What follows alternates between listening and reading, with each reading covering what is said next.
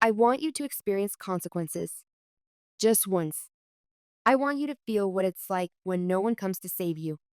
My voice doesn't waver as I say these words to my mother, whose mascara streaked face seems to collapse further with each syllable. Behind her, my father stands frozen in their living room, the collection notice trembling in his hand. $300,000. The price of Valerie's extravagant renewal wedding. The price of 30 years of being the family's financial safety net. The price of my freedom. We're your parents, my mother whispers, reaching for my arm.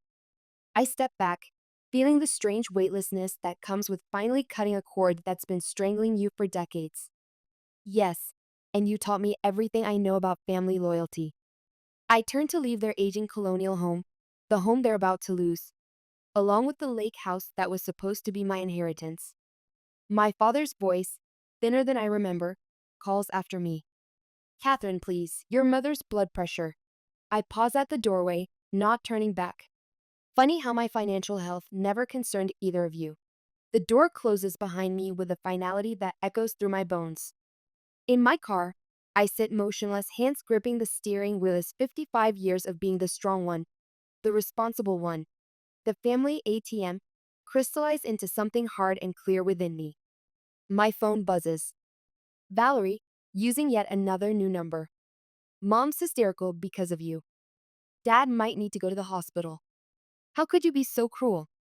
I start the engine, a strange calmness washing over me. The satisfaction of finally saying no tastes better than I ever imagined. Flashback 6 months earlier. 6 months earlier, I stood in the shadows of the grand ballroom, watching my sister twirl in her $30,000 custom wedding dress while my sanity frayed at the edges. The crystal chandeliers caught every sparkle of her tiara, and her laughter echoed off the marble floors, the same practiced laugh she'd used 3 months ago when she'd begged me to co-sign her loan. Catherine, darling, why aren't you dancing? My mother Margaret's voice carried that familiar note of disapproval that had been my lifelong companion. She gestured to the crowded dance floor where Valerie and her husband of 30 years, Brian, were lost in their performance of marital bliss. Someone has to make sure the vendors get paid, I replied, tapping my tablet. Unless you'd like to handle the final payments? She wrinkled her nose and adjusted her designer shawl, another gift from Valerie, undoubtedly purchased with Brian's latest investor funds. At 78, my mother still maintained the careful appearance of upper middle class prosperity, despite the mountains of debt hidden beneath the facade. That's what you're good at, dear. Numbers. Valerie's always been our creative spirit. I bit back the response I'd been swallowing for 55 years. The response that would point out how this creative spirit had drained our family's resources for decades while I quietly built my career, paid my taxes, and came running every time there was a crisis. When I was 22, a voice whispers in my memory. Oh, Mom said they needed my college fund for Valerie's art school tuition. You're the smart one, Catherine. You'll be fine without it. Valerie needs this opportunity, and I push the memory away and pull up the loan document on my screen, checking for the 100th time that the clause is still there, buried in the fine print like a landmine. My friend Teresa, a divorce attorney with a gift for ironclad contracts, had helped me draft it. In the event of default, should the primary borrowers leave the country without establishing a payment plan, all liability transfers to the original co-signing sponsors. Remember when she first showed us the venue? My mother continued, misreading my silence for nostalgia. She just knew it had to be here. Worth every penny. Every penny. She trails off, perhaps finally hearing the absurdity of her own words. 50,000 of them for the venue alone. I finished for her. 300,000 in total. My mother waved her hand dismissively. It's their 30th anniversary renewal celebration. A once-in-a-lifetime event. Like Dad's heart surgery 5 years ago, I think but don't say. Or a once-in-a-lifetime medical crisis that drained my retirement fund while Valerie posted selfies from Paris, captioned, "Finding myself in the city of light. Hash blessed regrets. Peace. Catherine, Valerie had sobbed 3 months ago, mascara running down her cheeks in the exact same pattern I'd seen since we were children. The bank won't approve us without a cosigner. You're the only one with good enough credit. That's because I actually pay my bills, I'd said. It's what family does. Our father had chimed in from his armchair, not looking up from his newspaper. The same newspaper he'd hidden behind during every crisis, every confrontation, every moment that required actual parenting. Your sister would do the same for you. I'd almost laughed at that. Valerie had never done anything for anyone except herself. I'll pay every payment, I swear, Valerie had promised, clutching my hands. Brian's new startup is about to take off and will be loaded. Please, please, please. Now I watch Brian whisper something in Valerie's ear, making her giggle. He catches my eye across the room and raises his champagne glass with a wink. I raise mine back, wondering if he knows about the clause yet, wondering if either of them actually read the paperwork before signing it. In the sharp clarity of hindsight, I can see now that I'd been setting this trap my entire adult life, collecting receipts, documenting loans, building evidence for a reckoning I never thought I'd have the courage to trigger. Mrs. Foster? A wedding planner materializes beside me. The photographer wants to know if we're still doing the sunset photos on the terrace. Of course we are. Valerie appears, dragging Brian by the hand. Catherine, you're in these too. You have to. You made all this possible. If she only knew how true that was. At the terrace, the setting sun painted everything gold, including Valerie's perfect face as she posed against the balustrade. At 52, my sister was still strikingly beautiful, her body maintained through religious devotion to trainers and nutritionists, her face subtly enhanced by the best procedures money, usually someone else's, could buy. Our parents joined us, and the photographer arranged us like dolls. The happy family. The perfect wedding. The American dream. Closer together, the photographer called. Big smiles. This is a celebration. I smiled, thinking about the email I'd received that morning from Teresa. It's bulletproof, she'd written. The clause is active the moment they miss a payment. If they leave the country without setting up a payment plan, liability reverts to the original sponsors. Your parents. They signed it too, remember? I remembered. I remembered every signature, every tear-filled manipulation, every guilt trip that had led to this moment. One more, the photographer called. Everyone say, happily ever after. Valerie threw her arms around me, champagne on her breath. I love you so much, sis. You're the best, the absolute best. Over her shoulder, I watched Brian check his phone, his face momentarily serious before he slipped it back into his pocket. 3 weeks ago, I'd seen him book 2 one-way tickets to a country with no extradition treaty. He didn't know I knew. When I was 30, the memory rises unbidden. I postponed buying my first home to help cover Dad's heart medication. Just until we get back on our feet, Mom had promised. They never got back on their feet, and Valerie never offered a dime. She's just starting her design career, Mom explained. She can't afford to help right now. I was just starting my accounting career then. Somehow, that fact didn't matter. In my hotel room that night, I opened my laptop one final time. The loan agreement glowed on the screen, signatures clear at the bottom. Valerie's loopy scroll, Brian's confidence, my parents' hasty scribbles, and my own careful print below them all. The clause waited like a coiled snake. My phone buzzed, a text from Valerie. Thank you for everything. You're the best sister anyone could ask for. Love you forever. I didn't reply. Instead, I closed my laptop and poured myself a drink. The real wedding gift was still coming, and I intended to be very, very patient while I waited to deliver it.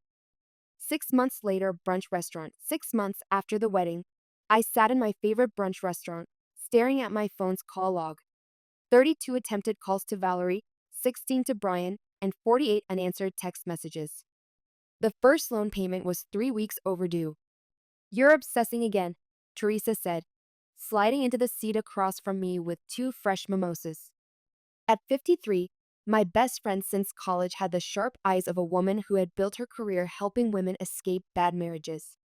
She understood toxic relationships better than most therapists. I picked up my phone, opened Instagram, and turned it to show her. Valerie's latest post showed her and Brian on some tropical beach, cocktails in hand. The caption read, "Living our best life, debt-free and destiny-bound." Hash blessed, hash no regrets, hash 30 years strong. Theresa's perfectly manicured nails drummed against the table. You knew this would happen. Knowing doesn't make it sting less. I switched to my messages. Look what my mother sent this morning. The text read, "The bank called again. Please handle this, Catherine. You know how your father's blood pressure gets when he's stressed. Have you told them about the clause yet?" Teresa asked, sipping her drink. Not yet. I'm waiting for. My phone buzzed, a voicemail from Valerie. I put it on speaker. Hey sis. Sorry I've been so hard to reach.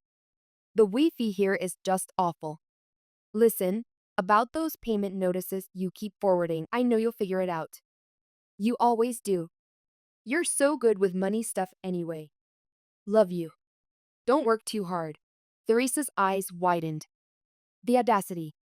Wait for it, I said, holding up a finger.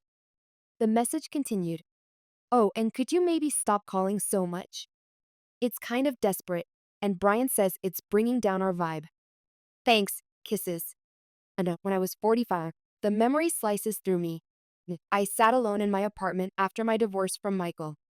He just couldn't handle your family, Teresa had said. She wasn't wrong. The final straw had been when we'd had to cancel our anniversary trip because Valerie had been arrested for drunk driving and needed bail money. She's your sister, my mother had insisted on the phone. What kind of person are you if you can't help family in crisis? I deleted the voicemail while Teresa muttered something unprintable. You sure you want to go through with this? She asked.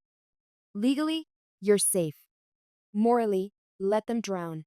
It's not about them drowning, I said, pulling up my email. It's about making sure everyone gets wet. My phone buzzed again. My mother. Catherine, please call me. The bank is being very insistent. I showed Teresa the draft email I'd prepared for the loan agency. Attached was the contract with the clause highlighted, along with proof of Valerie and Brian's departure from the country. Send it, Teresa said firmly. Stop torturing yourself.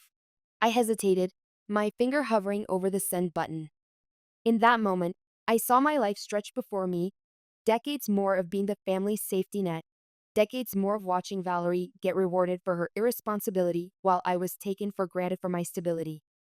You've been their emergency fund for 30 years, Teresa said softly. You've paid for your father's surgeries, your mother's credit card debt, Valerie's bail, Brian's failed business ventures. You postponed your own life, your own dreams. When does it end? When does it end? The question echoed in my head like a bell. My phone lit up with another Instagram notification. Valerie had posted again. Some people just can't handle seeing others living their dreams. Hash toxic family, hash boundaries, hash blessed. I hit send. Done, I said, feeling oddly hollow. Now we wait. Teresa raised her coffee cup. To karma. To contracts. I corrected, clinking my cup against hers. In the office. That evening, I sat in my office, watching the sunset through my window when my phone rang. It was Michael, my ex-husband. I just saw Valerie's posts, he said without preamble. Are you okay? Are you? Why wouldn't I be? I kept my voice neutral. Michael had been there during the medical bills crisis, had watched me empty my savings for my father's heart surgery while Valerie took a spontaneous trip to Europe.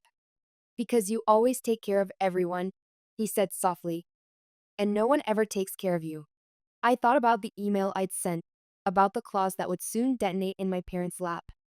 That's changing. Good, he said. It's about time. After we hung up, I opened my laptop and checked my email. The loan agency had already responded. Dear Ms.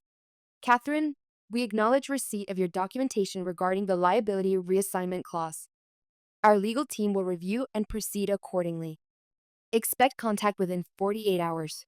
My phone buzzed one final time, a text from Brian. Real nice, Catherine. Valerie's crying. Hope you're happy. I typed back. You should have read the fine print. Then I blocked both their numbers, poured myself a glass of wine, and pulled up the folder where I'd kept every receipt, every transfer, every record of money I'd given to my family over the years. The total could have bought me a house. Instead, It had bought me this moment, waiting for the hammer to fall on the people who had taken me for granted for so long. My mother's words echoed in my head. It's what family does. I smiled into my wine glass. Yes, mother, this is exactly what family does. Flashback 3 months before the wedding. The memory of drafting the clause was still crystal clear. I'd sat in Theresa's downtown condo 3 months before the wedding, surrounded by takeout containers and legal documents, while she connected me with her lawyer friend on speakerphone. You want it ironclad, the lawyer had said, something they can't wiggle out of. Teresa had topped off my wine glass. Tell him about the medical bills again. $28,000, I'd said. My entire savings gone because Valerie needed a trip to find herself the same month Dad needed surgery. The words felt like stones in my mouth, heavy with decades of accumulated resentment. And the college fund. Teresa prompted. Borrowed, never returned, I continued, feeling the old anger rise. Valerie's art school dream was apparently more important than my MBA. The lawyer had hummed thoughtfully. We can work with this. The key is making it seem benign enough that they'll sign without questioning but specific enough to be legally binding. Later that night, as Teresa drove me home, she'd asked the question I'd been avoiding. Why now after all these years? You've been their doormat since college. What changed? I'd stared out the window at the city lights blurring past. Last month, I found Mom's old journal. There was an entry from when I was 17, right before college applications were due. She wrote, Catherine will be fine no matter what. She's the strong one. She doesn't need the same opportunities as Valerie. Jesus, Teresa had muttered. They decided who I was before I had a chance to become anyone, I'd said, the realization still fresh and painful. They cast me as the responsible one, the fixer, the safety net. And then they used that role to justify taking and taking and taking. So this is what? Revenge? I thought about it for a long moment. No, it's liberation. At the office, the confrontation. Now, sitting at my desk at work, I pulled up the final version we'd crafted. In the event of default, should the primary borrower leave the country without establishing a payment plan, all liability transfers to the original co-signing sponsors, who acknowledge full responsibility for the remaining balance. Simple. Clean. Devastating. My office phone rang. Catherine speaking. The clause is active. It was Teresa. Just got word from legal. Your parents are being contacted today. I checked my email. Sure enough, there was a message from the loan agency. Per Section 7.3 of the agreement, liability has been transferred to Margaret and Richard. Initial contact will be made within 24 hours. How long do you think until? Teresa started. My cell phone lit up with my mother's number. Got to go, I said. It's starting. I let it ring 4 times before answering. Hello, Mother. What is this? Her voice was shrill. These people are saying we owe $300,000. This must be a mistake. No mistake. Check your email. I sent you a copy of the contract you signed. But I heard papers rustling. We didn't. We only signed as witnesses. Read Section 7.3, I said calmly, my heart pounding in my chest despite my measured tone. More rustling, then silence. You tricked us, she whispered. No, Mother. I learned from the best. Remember what you told me when I hesitated to drain my savings for Dad's surgery? It's what family does. Think of your father's blood pressure. That was different. She cried. Different how? Because it was my money being spent instead of yours? We'll be ruined, she sobbed. The house, the lake property, our retirement. You'll be fine, I said, the words tasting like bitter chocolate on my tongue, just like it was fine when I paid for his surgery while Valerie was posting selfies from Paris. That was different. She needed to find herself. Yes, I remember. Now you need to find $300,000. She started crying, that particular wounded animal sound that used to devastate me, used to send me running to fix whatever problem she was facing. Now it just made me tired. We'll call Valerie, she said between sobs. She'll make this right. I laughed, the sound foreign to my own ears. Good luck with that. Her number's disconnected. This isn't you, Catherine. You're not this cruel. Actually, this is me. The real me. The one who's done being everyone's ATM. The line went quiet except for her ragged breathing. Finally, she spoke in a whisper. What do you want? I paused, considering the question seriously. What did I want after all these years? I want you to pay the debt you signed for. I want you to face consequences. I want you to feel what it's like to be responsible for once. We're your parents. Yes. And you taught me everything I know about family loyalty. I hung up and turned my phone off. Through my office window, I could see the city sprawling out below, people rushing about their days, dealing with their own dramas and betrayals. But for perhaps the first time in my adult life, I felt strangely separate from the weight of obligation. I had cut the cord, and now I was floating free. My computer pinged with a new email from Valerie, sent from a new address. You controlling bitch. You always want to win. Happy now. Mom's hysterical, Dad's chest hurts, and it's all your fault. I never should have trusted you. You're dead to me. I forwarded it to Teresa with just 3 words, worth every penny. Her response came quickly. Your sister's about to learn that karma takes credit cards. I opened my bottom drawer and pulled out an old photo. The last family vacation we'd taken together before my father's first heart attack. Valerie in the center, as always. Our parents beaming at her, me on the edge, checkbook in hand, paying the hotel bill. Like a stone tablet carved with hieroglyphics, the photo told the story of our family dynamic with perfect clarity. Valerie, the sun around which we all orbited. Our parents, her most devoted planets. And me, the distant moon, useful only for the light I could reflect back and the tides I could control. My office door opened. It was my junior associate looking nervous. Miss Catherine, I need a favor. Could you co-sign on the Miller account? It's just a formality. I looked at him, then at the photo, then back at him. No, I said. I don't co-sign anything anymore. He blinked, surprised by my directness. But it's just a standard procedure. So is paying your own bills, I said, turning back to my computer. Try that first. As he left, I picked up my phone and turned it back on 12 missed calls from my parents, 5 new emails from Valerie, 1 text from Teresa. How does it feel? I typed back, like freedom. At Catherine's office, the mother's visit.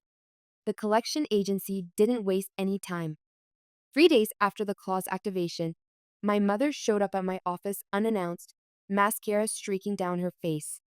They're threatening to put a lien on our house, she said, dropping into the chair across from my desk. Your childhood home, Catherine. I kept typing, not looking up. The same house you remortgaged to pay for Valerie's art school? That childhood home? That was different. She had potential. The words hit me like a physical blow, but I kept my face neutral. And I didn't? Is that why you took my college fund? We borrowed it, she said weakly. Borrowing implies returning. I pulled up an old spreadsheet. Would you like to see the exact amount with interest? My office phone buzzed. Miss Catherine, your 2 p.m. is here. Tell them 5 minutes. I turned back to my mother. The collection agency is actually being quite reasonable. They'll accept payment plans. She dabbed at her eyes with a monogrammed handkerchief, probably another of Valerie's expensive gifts bought with someone else's money. Your father can barely sleep. He keeps checking our accounts, trying to find money that isn't there. Like I did when he needed surgery? I asked quietly. She flinched. That was years ago. Why are you still holding on to that? Because someone has to remember. Someone has to keep the receipts. My phone lit up with a text from Valerie. Mom's crying because of you again. You're such a controlling bitch. You always want to win. Happy now. When I was 35, I remembered suddenly I canceled my vacation to help Mom after her minor surgery. Valerie never even called. She's busy with her career, Mom had explained. And you know how emotional she gets in hospitals. I showed the message to my mother. Your perfect daughter sends her regards. She's scared, my mother said. She's still young. She's 52. I was 24 when I paid Dad's medical bills. But you're stronger. You can handle these things. She said it automatically, the familiar refrain that had defined our relationship since childhood. I leaned back in my chair, letting her words hang in the air. That's interesting, Mother. Tell me more about how being taken advantage of makes me strong. She stood up suddenly, her chair scraping against the floor. I didn't raise you to be this cruel. You didn't raise me at all. You were too busy enabling Valerie. We'll lose everything, she whispered. No, you'll lose what you put at risk when you signed that contract. There's a difference. What do you want from us? Her voice cracked, and for a moment, I saw not my manipulative mother, but an old woman facing the consequences of decades of poor choices. I finally smiled. I want you to experience consequences. Just once. I want you to feel what it's like when no one comes to save you. My phone buzzed again, a video call from Valerie. I answered it, putting it on speaker. You evil witch. Valerie's face was red with rage. Mom just called me sobbing. How could you do this to them? The same way you did it to me, I replied calmly, except I used a contract instead of tears. We're family. Exactly. And this is what family does, remember? Behind Valerie, I could see Brian pacing, talking rapidly on his phone. He looked worried. Having visa troubles? I asked innocently. Valerie's eyes widened. How did you? It's amazing what happens when your credit score tanks and there's an international debt notice with your name on it. My mother gasped. You didn't. I didn't do anything, I said. Consequences. Isn't that what you always told me, Mother? Right before asking me to fix another one of Valerie's mistakes, Valerie's face crumpled. They're going to revoke our visas. Brian's business deals are falling apart. Everything we built here. You built nothing. I cut in. You ran away from debt and responsibility like you always do.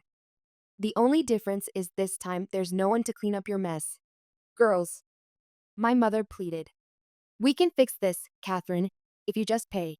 No. I stood up. My 2 p.m. is waiting. You both know where the door is. Valerie sobbed. I'm your sister. Funny how that only matters when you need something. I ended the call and turned to my mother. The collection agency's number is on the letter they sent you. I suggest you call them before they call you again. She walked to the door, then turned back. You'll regret this someday when you need your family. I've needed my family many times, I said. Where were you? After she left, I sat in my quiet office, hands shaking slightly despite my outward calm. The confrontation had gone exactly as I'd planned, yet I felt hollow rather than triumphant. Was this victory? This empty space where family obligation used to reside? My phone buzzed with a text from Teresa. Drinks tonight? You look like you need them. I typed back. Bring wine and the contract. I want to frame it. Another text came through. This one from my father. We thought you wouldn't actually go through with it. I responded with a single line. That's always been your problem. Then I turned off my phone, straightened my desk, and called in my 2 p.m. After all, I had actual work to do. Bills don't pay themselves. Just ask my family. At the parents' house, the family dinner. The forced family dinner was my mother's idea. Sunday dinner like old times, she'd said on the phone, her voice dripping with false sweetness. We need to discuss this situation like adults. I arrived exactly on time to find my parents already seated at their dining room table, a spread of my favorite childhood dishes laid out like emotional ammunition. Your father made your favorite lasagna, my mother said, serving me a generous portion. Remember how you used to help him in the kitchen?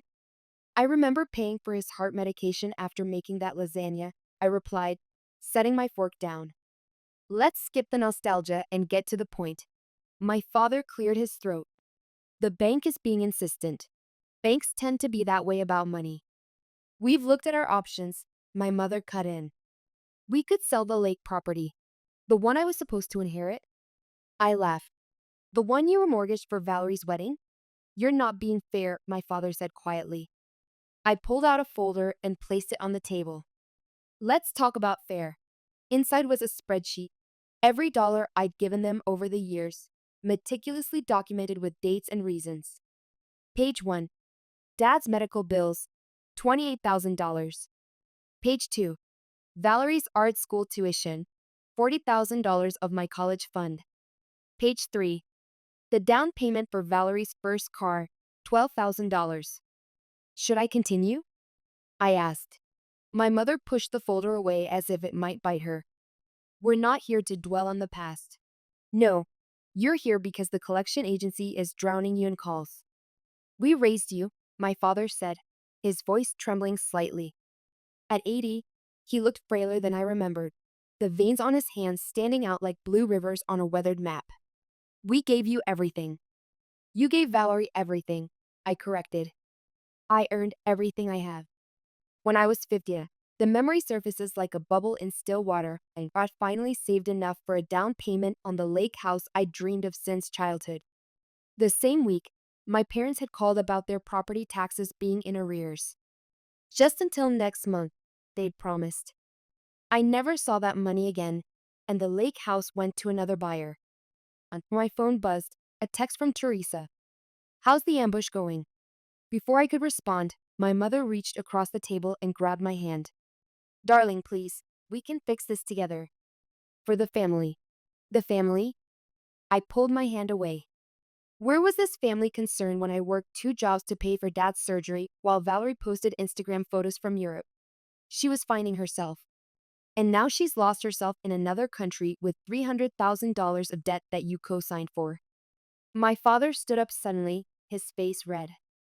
We thought you wouldn't actually enforce the contract. We thought you'd understand. That it was okay to take advantage of me again? That family protects each other? My mother interjected. I stood up, pushing my untouched plate away. Funny how that protection only goes one way. We'll lose the house, my father said quietly, his false bravado collapsing into genuine fear. Then sell the lake property. But that was supposed to be your inheritance. My mother protested. My inheritance? I pulled up Valerie's latest Instagram post on my phone. Her and Brian on the beach of that same lake property last summer, living rent-free. Like how I was supposed to inherit it last year before you let them stay there rent-free?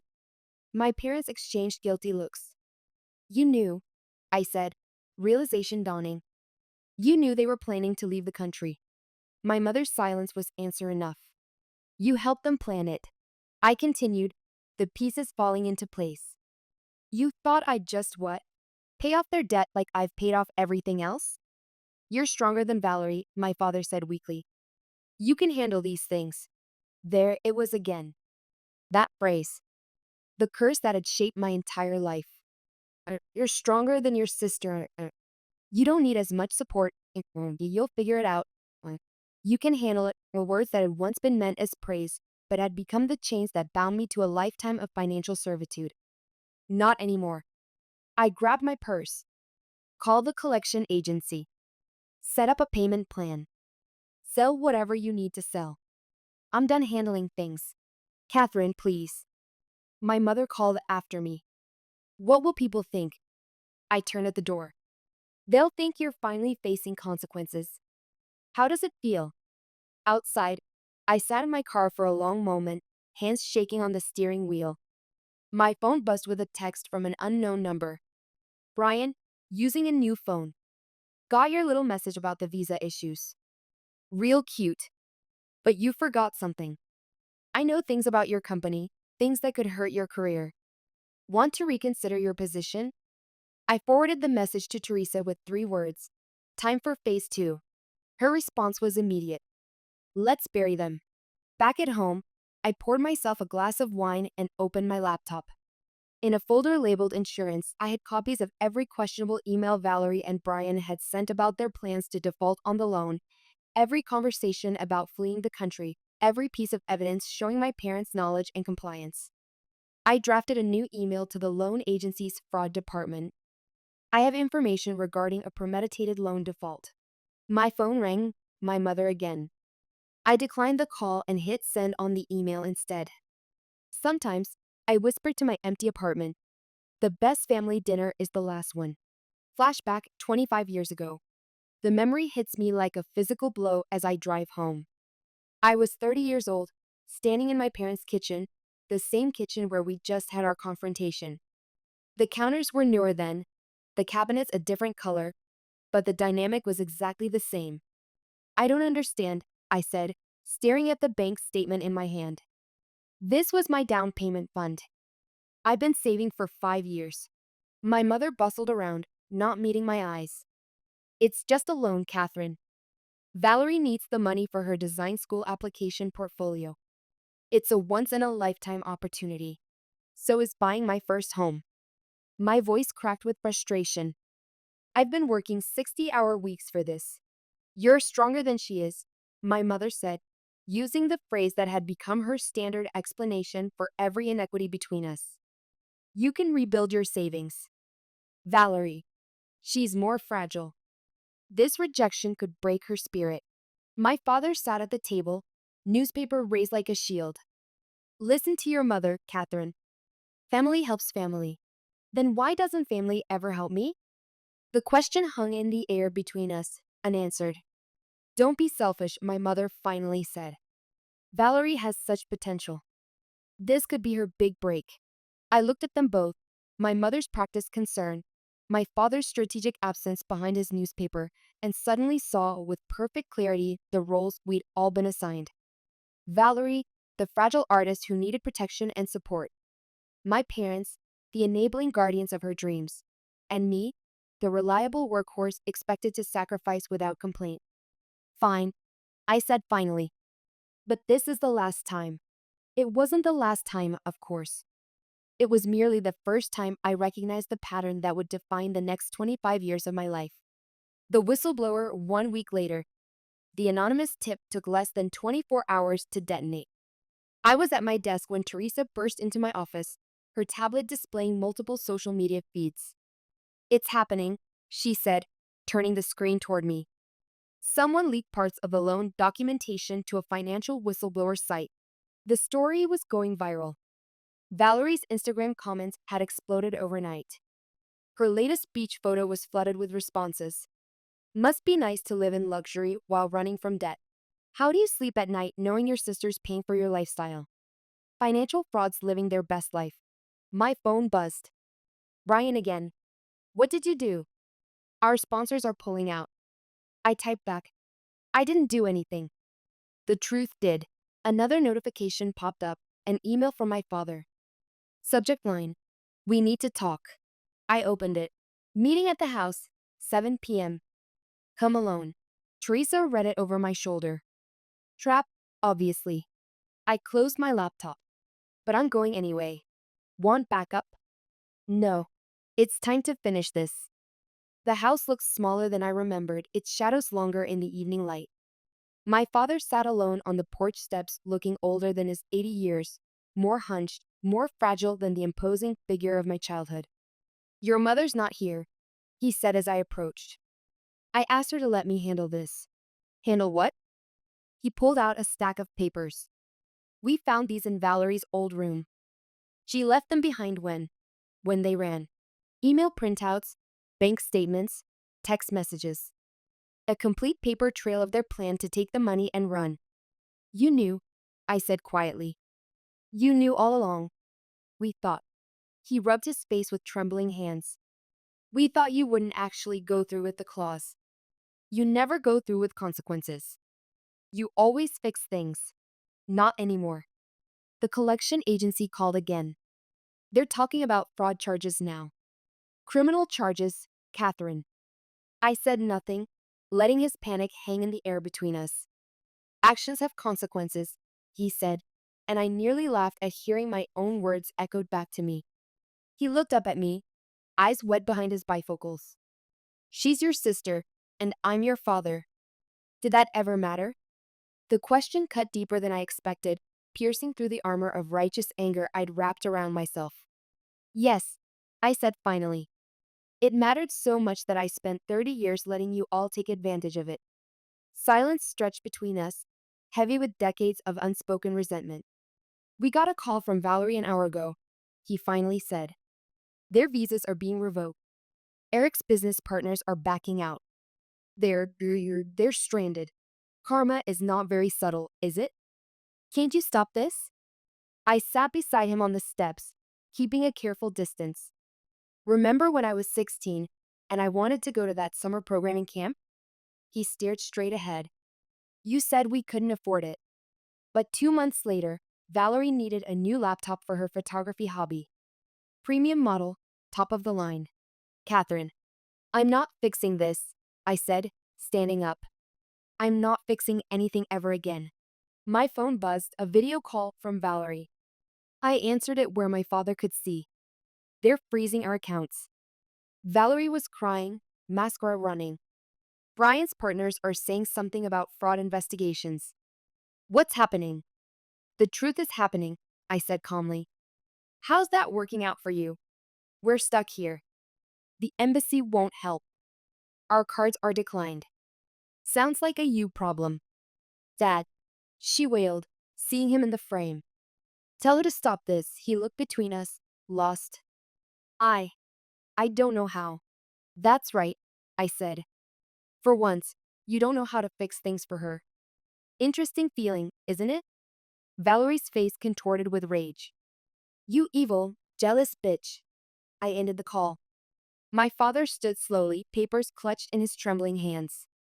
What do you want from us? I looked at him, this shell of the man who had once seemed so powerful in my childhood eyes. I want you to sit in this mess you helped create. I want you to feel what it's like when no one comes to save you. I want you to understand what you did to me all these years. We loved you. No, you used me. There's a difference. My phone buzzed again. Teresa. The fraud department wants to schedule an interview. Ready for the final nail. I looked at my father, this broken man who had always chosen the path of least resistance, who had let my mother and sister drain me dry year after year. I have to go, I said. I have a meeting about fraud charges. Please, he whispered. We're family. I paused at my car. That stopped meaning anything the day you chose her over me for the last time. As I drove away, I watched him in my rearview mirror, still clutching those damning papers, standing alone in the growing darkness of the house where I'd learned that blood means nothing when it's always flowing one way. At Catherine's office, the final confrontation. The collection agency moved fast. Within a week, they began garnishing my parents' assets. I watched from my office as their lake property listing went live, the same property I'd dreamed of inheriting, now priced for a quick sale. My mother showed up unannounced, makeup perfect despite her red-rimmed eyes. They're taking everything. Not everything, I said, not looking up from my computer. Just what you put at risk. Why are you doing this to us? I'm not doing anything. The contract is. She slammed her hand on my desk. Look at me when I'm talking to you. I met her eyes. Like you looked at me when I begged you not to take my college fund? That was different. Yes, you keep saying that, but it wasn't different. It was just another time you chose Valerie over me. My phone buzzed, an email from the fraud investigation team. Interview scheduled with Valerie and Brian via video conference. Your presence is requested. They're investigating Valerie for fraud, my mother whispered, reading over my shoulder. Our baby girl could go to jail. Should have thought about that before helping her plan an international loan default. She sank into the chair across from me. How did you become so cold?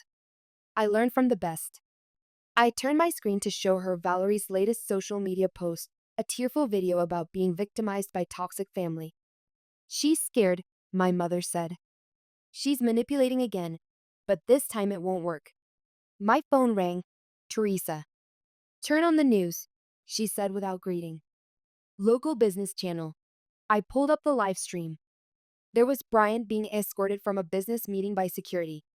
The headline scrolled. Local startup founder under investigation for international fraud. My mother covered her mouth. Oh God. Actions, consequences, I said quietly. Funny how that works. They're stranded, she pleaded. Their visas are expired. Their accounts are frozen. Like my accounts were frozen after paying Dad's medical bills? When I had to eat ramen for 6 months while Valerie posted photos from Paris? The office door opened. My father walked in looking defeated. The lake house sold, he said, below asking, but enough to cover part of the debt. Congratulations, I said. You're learning financial responsibility. Only took 80 years. Catherine. My mother tried again. We can still fix this as a family. We were never a family, I cut in. We were a support system for Valerie. There's a difference. My phone buzzed again, a message from an unknown number. This is Brian. Please, we're desperate. The embassy won't help. Valerie's having panic attacks. Name your price. I showed the message to my parents. See? Now he wants to negotiate. Funny how that happens when the money runs out. What are you going to do? My father asked. I typed a response. My price? Everything you took, plus interest. Calculate it. I'll wait. They don't have that kind of money, my mother protested. Neither did I when you took my college fund. Neither did I when Dad needed surgery. Neither did I when Valerie needed bail money that one time. But somehow, I managed. My computer pinged, an email from the fraud investigators requesting additional documentation. I have a meeting to prepare for, I said, standing. You can see yourselves out. Wait, my father said. The house. They're talking about a lien. Then I guess you better start packing. My mother burst into tears, real ones this time, not the manipulative sobs I'd grown up with. Why did you do this to us? She cried. I walked to the door and held it open. You did this to yourselves. I just put it in writing. After they left, I sat back down and opened my email. Valerie had sent a long, rambling apology, the kind she always wrote when she needed something. I deleted it without reading. Teresa appeared in my doorway. Ready for the fraud interview tomorrow? Ready to end this, I said. They're your family, she reminded me gently. No, I replied, pulling up the final piece of evidence. Photos of my parents helping Valerie pack for her escape, dated 2 days before the wedding. They're just people who share my DNA. Family would never have done this. My phone lit up one last time, a text from Valerie. I'm sorry. I mean it this time. Please help us. I typed back 6 words. Sorry doesn't pay back 300,000. Then I turned off my phone, opened the fraud investigation files, and began preparing my statement. Tomorrow would be the final nail, the one that would seal not just their fate, but the coffin on every family tie that had ever bound me to their manipulation. It was time to end this story on my terms. Epilogue. 1 year later. The lake is perfectly still this morning, reflecting the autumn foliage like a mirror. I sit on the dock of what is now legally my home, reading the final notice from the collection agency. Debt resolved through asset liquidation. Case closed. My phone buzzes. Teresa, sending me a news article. Local couple detained at border attempting illegal re-entry. I smile despite myself. Valerie and Brian had tried sneaking back into the country through Mexico after their extradition request was approved. It hadn't gone well for them. Another buzz. My mother. They're holding them for questioning. Please help. I type back. New phone. Who's this? The fall breeze picks up, carrying golden leaves across the water's surface. My laptop chimes with an email from the fraud investigators. Thank you for your cooperation. Charges have been filed. Good. I whisper to the lake. A car door slams behind me. I turn to see my father walking down the path to the dock, looking lost in his now too large sweater. At 81, he seems to have aged a decade in the past year. The house sold, he says, sitting heavily on the bench beside me. We're moving into an apartment next week. Downsizing can be healthy, I reply, unsure why he's here, what he wants. Your mother. He pauses. She's not handling it well. And nothing. He picks up a leaf and watches it spin between his fingers. I'm not here to ask for anything. I'm here to say you were right. I close my laptop. About everything. We failed you. We let Valerie drain you dry. We. His voice cracks. Weren't parents to you. We were enablers to her and users of you. Took you long enough to notice. I saw the spreadsheet, he continues. The one with all the money you gave us over the years. Did you know the total equals almost exactly what your mother and I lost in assets?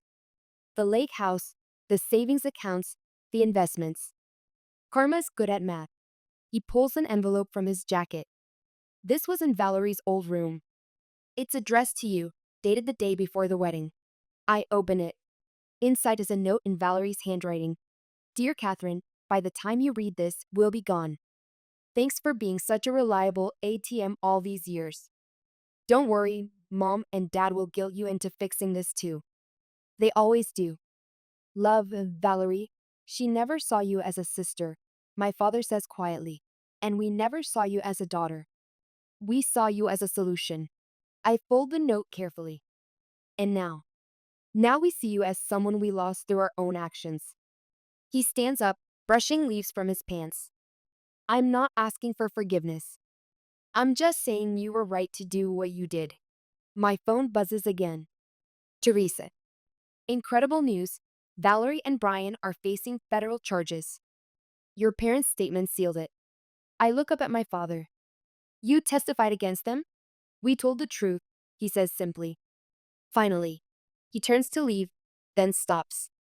That spreadsheet, the total you gave us over the years, would have bought this lake house, I finish, gesturing to the property behind us. His eyes widen slightly. You bought it? You had to sell. I had the cash. I stand up, brushing leaves from my legs. Funny how things come full circle. He nods once, understanding the finality of it all, and walks away. I watch him disappear up the path, a smaller man than I'd ever seen him, carrying the weight of consequences he'd spent a lifetime avoiding. My phone lights up with a video call. Valerie, from a detention center. I answer it. They're charging us with fraud. She sobs. Mom and Dad testified. How could they? How could you leave me with $300,000 in debt? That's different. We're family. Not anymore. I hold up my house keys. Remember this view? The lake house you loved so much. It's mine now. Legally, permanently, and you're never stepping foot in it. You bitch. I end the call and block the number. Teresa appears at the top of the dock, carrying 2 champagne glasses. Ready to christen the new house properly? Almost. I pull up my banking app and look at my accounts. All in the black. All in my name only. No co-signers. No family loans. No guilt. To karma? Teresa says, handing me a glass.